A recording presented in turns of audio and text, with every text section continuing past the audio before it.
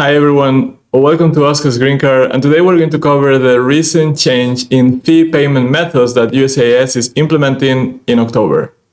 Let's start with that.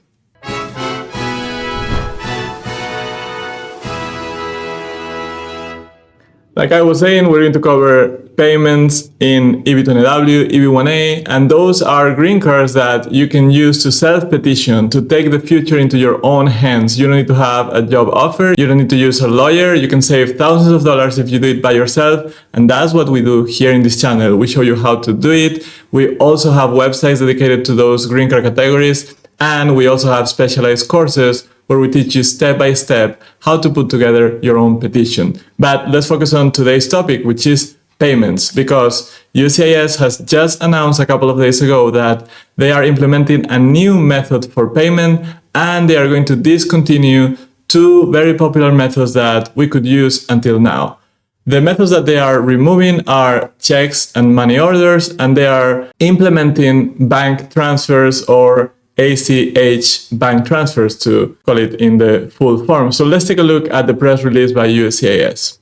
So this is what USCIS was saying. They are doing this to modernize fee payments, and they are basically moving towards electronic submissions. Even though EB-20W and EB-1A are still traditionally submitted, meaning paper-based petitions, it seems that the agency is very slowly moving to electronic submissions, and they are starting with payments.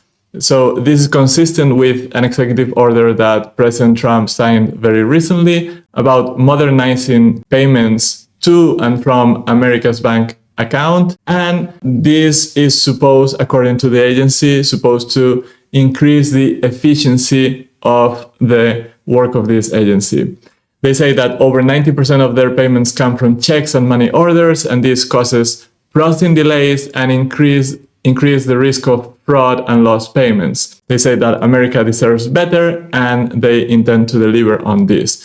This change doesn't necessarily have to be bad. However, they are discontinuing one of my preferred methods of payment, which is money order. If you have followed this channel, I do like money orders because they are very safe, meaning you go to a post office, you give them the money, and then you come out of that postal office with your money order loaded with the exact amount of money you need to deliver to USCIS. So there's virtually no chance that fee is going to be rejected, causing a big delay in your petition. However, they are going to remove that, and after October 28th, USCIS will accept only ACH debit transactions, that's the new form of payment, or credit card payments using form G1450, which was already there. That's not new. What is new is the ACH transactions using form G1650. We're going to take a quick look at the forms in a second. But again, very importantly, from October 28th, you will not be able to use checks or money orders. So if you are submitting your petition from now to October 28th, you are fine using personal checks, money orders, credit cards, and now ACH transfers. Those four methods of payment are allowed until October 28th. After October 28th, you will only be able to use ACH transfers and credit card payments. So let's take a look at the forms. All right, so this is the website for form G1450, uscis.gov/G-1450, and here you have all the information for the form, and you can click on this link and you will open the PDF. And this is a very simple form where you basically put all your information, the numbers of the credit card, the billing address, and very, very important for any of these forms, make sure you sign. In fact, the signature field for this particular form for the credit card is a little bit not hidden, but it can be easily missed. So make sure you sign with black ink after you print this out. You have to select the card type, you have to write the amount, the exact amount, and that is your authorization for USCIS to withdraw or to charge that amount to your credit card. The reason why I never really liked credit card forms to pay your fees is because As you know, in any credit card transaction, your bank could decline the transaction because of a variety of reasons, including, well, it may be an international transaction for you if you're abroad, or it may be a large amount and the card may have a limit. So if you're going to use this, make sure you call your bank ahead of time and you let them know that USCIS will charge you for a particular amount so they know about it and you minimize the chance of this transaction to be declined, right? Let's take a look at the other form here, which is G1650. So you go to uscis.gov/G-1650 and you have all the instructions and all the information. And if you click here, you open the PDF similar to the other form. Also super simple one-page form where you put your name. You select if this is a business or a personal account. If you are a self-petitioner, this is going to be a personal account. You write your name, your last name, and you have to select if this is a checking or savings account. Very important, this is for American accounts only. You cannot use, for example, a European account or a South American account. No account other than an American account with routing and account number for a US bank. Okay, this is very important. So you will write your routing number, your account number, and the bank name. And those numbers, the easiest way to find them is if you have a personal check. On the bottom of that check, you will find those two series of numbers. Now, this is only useful if you have a US account. If you don't, you can still use an account from a family member or a friend who lives in the US if they have access to a US bank. If not, probably your safest bet is to use Form G1450 for a credit card transaction. And it's kind of funny that we're talking about modernizing fee payments and going towards an electronic submission of the forms. But as you can see, even if these are electronic payments, we are still having to print out a paper form to write down the numbers for a credit card or for your US bank.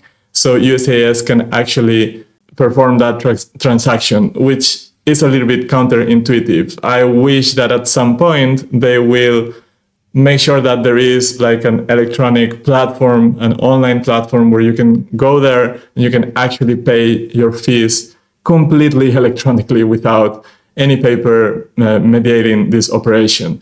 But I do expect that in the coming 1 or 2 years, we will transition to a complete electronic process if they deliver doing what they said they would do. This particular new director of USCIS said that he wants to implement that. So let's see if that happens. For now, this is what we have. 2 forms that can be used. Choose one. Don't mix these types of payment forms. Choose one.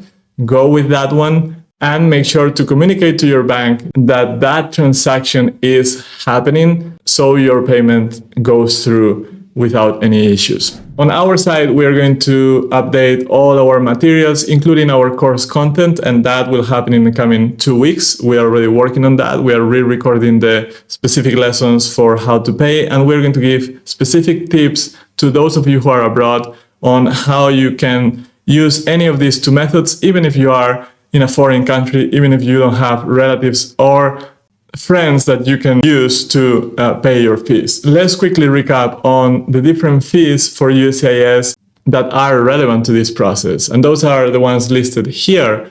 As of late 2025, we have a fee of $715 for the I-140 step.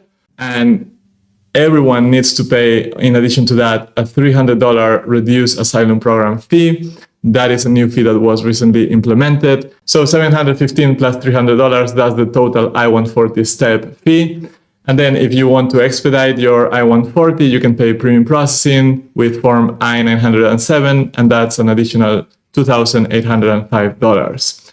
And then we have all the fees associated to an adjustment of status. That's the second step of the process. So for I-485, for an adult, we have a fee of $1,440. For kids, for children under 14 years of age, we have $950. And then if you want to add an employment authorization card, a temporary authorization, that's $260.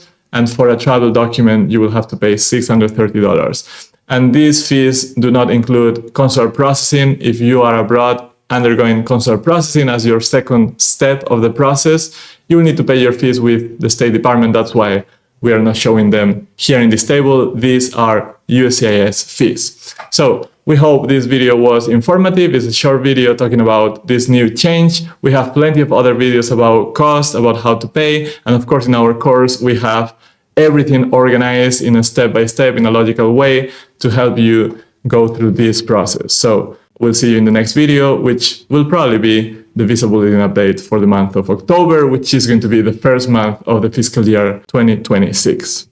See you there.